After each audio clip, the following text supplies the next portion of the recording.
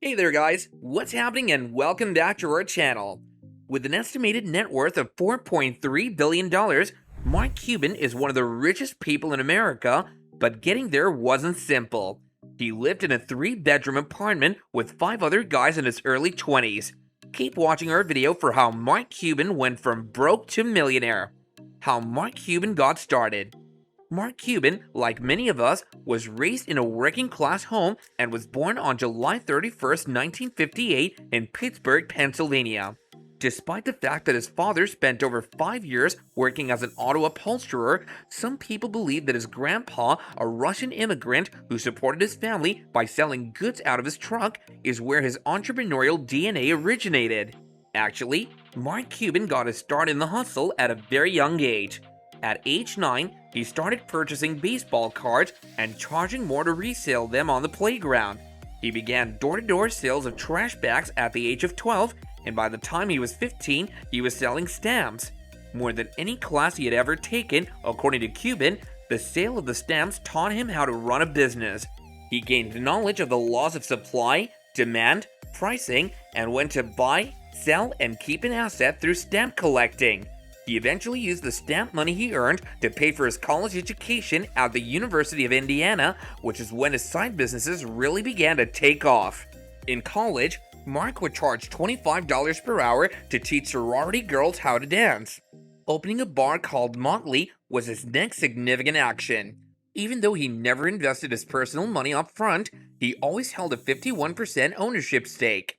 Nonetheless, no one objected because he consistently expanded the company. Major takeaways from Mark Cuban's early life.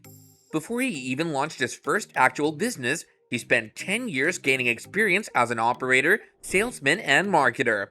And as a result, he was able to acquire majority ownership without having to put any of his own money up for the deal in businesses like Motley.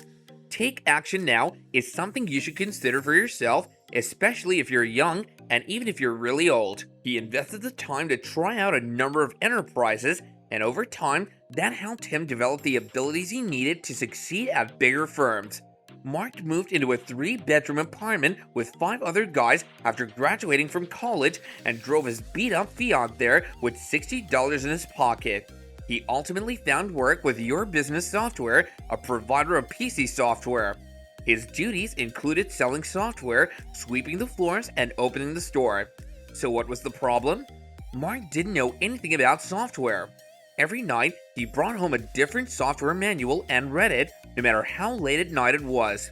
Very quickly, I learned that by putting in that extra time, I knew stuff that people who went to college for the stuff and had advanced degrees in it didn't know, because they only knew what they were taught in school, and they weren't doing the work to keep up. 9 months into that job, Mark became the top salesman. But then, he was fired for disobeying his boss. Don't worry, Mark, I got fired too. And that was actually the 3rd time he had been fired. So Mark thought, maybe I shouldn't work for other people. So with the help of a number of clients, he actually launched his own company, Micro Solutions, a provider of computer consulting services. At the age of 32, he sold the business to CompuServe after building it up to $30 million in revenue, pocketing $2 million in the process. Many of Mark's early triumphs can be attributed to the influence of being impoverished. He already had a modest standard of living, so he had nothing to lose. He was able to compete in a market he knew nothing about at the outset against people who had far more expertise and experience than him simply because he put in the time. The first billion for Mark Cuban. Mark started trading tech stocks after selling Micro Solutions and did so well that he converted it into a hedge fund, which he almost sold as well.